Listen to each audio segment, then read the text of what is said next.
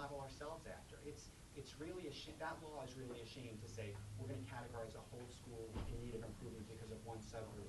And not that we don't want to help every subgroup, but we definitely don't paint ourselves as a school in need of improvement because of that. We think that the overall improvement that we're making as a school, as a district, is something to be recognized. In addition to that, that's the federal No Child Left Behind. They have their bars that they measure against the schools against the country, but the state has taken more of a continuous improvement model, which we have been very successful on, and quite frankly, that's what the state's measuring is against the feds. Everybody statistically will be on that list. They have to.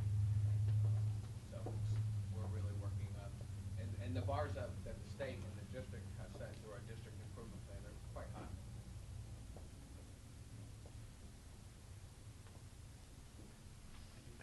We have 4 more minutes if anybody has a question. Oh, go ahead. About teacher transfers? Yes. Isn't it the case that teacher transfers are permissive, or do the teachers need to get approval to transfer out of the school to another school within the district?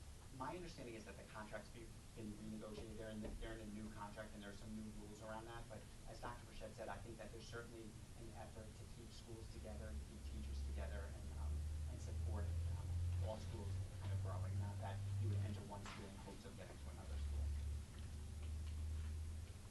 Yes. Could you speak to the role of the student support staff and how, such as social workers or psychologists, and how they fit in with this? Absolutely. What we do in Middletown, certainly at McDonough School, is we use the words Tier 1, Tier 2, and Tier 3. And Tier 1 are children who are progressing as we would hope. Tier 2 are students that begin to show some red flags. And Tier 3 are those students who we're most concerned with. And when we think about academics, when we give an assessment, we think of students who score in the Tier 1 range, the Tier 2 range, and the Tier 3 range. And Tier 3 activates a support system. And in the classroom, it could be differentiated instruction. It could be something, if you score Tier 3, that you're going to be in a group using these to help you out. We do the same thing with our student supports. Our social worker, one of the things that we struggle with in education is getting kids to school on time every day. So for some students who are having a little bit of issues with tardiness or absences from school, we can make a phone call home and it gets corrected. But for some, that doesn't correct it, and they would move maybe up into a Tier 2 category where they would have a meeting with the principal, or they would have a letter home. But for students who still struggle with getting to school on time, or still struggle with getting to school at all, that's where our social worker, our support staff come in and look to meet with the family and engage with the family to help correct those issues and help to provide whatever support they need to get students to be at school and on time every day. But it's not tardiness and absences. It could be student behavior. It could be something as simple as eyeglasses. That we have students in 1st or 2nd grade who need glasses, and for whatever reason their families are not able to access that medical support that they need to make the appointment, to get the glasses covered. They don't have insurance, whatever it might be. And again, our social worker, our school nurse come together to support that family to make sure that the student has what they need to be ready to learn. So how many students are at McDonough? Excuse me? How many students? 225 is it's a number that grows and shrinks every day, but we use 225 as our public number. We have 12 classrooms, 2 kindergartens up through 2 5th grades, and we have a preschool run by the Middlesex Community College on our 1st floor. Yes.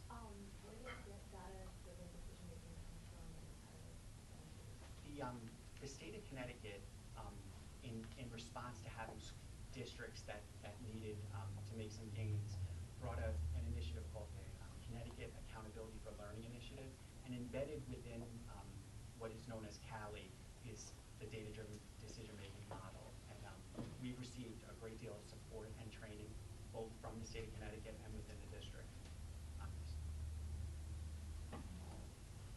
Well, thank you, Jon. Okay, thank you for recognizing.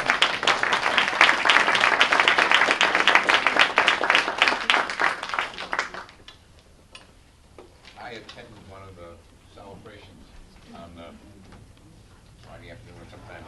It was the most wonderful reception I ever received for presenting a very small jet. McDonough is a fun school. See you next month.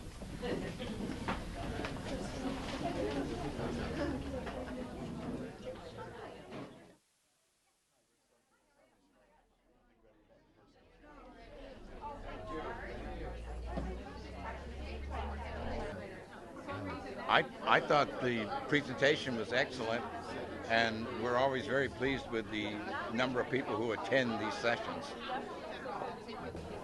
Today's event, I was just telling the principal I was very inspired to think this is such a significant achievement gap in the problem, and that it can be solved. And he gave himself no credit, but he was so passionate about the kids and the school and the teachers. And if that passion is spread around the whole school, you can see why they're successful. So I actually leave here feeling really great. Yeah, I think it was fabulous. It was one of the best presentations we have had on education in the 5 years that we have been doing this series of public meetings. That'll do.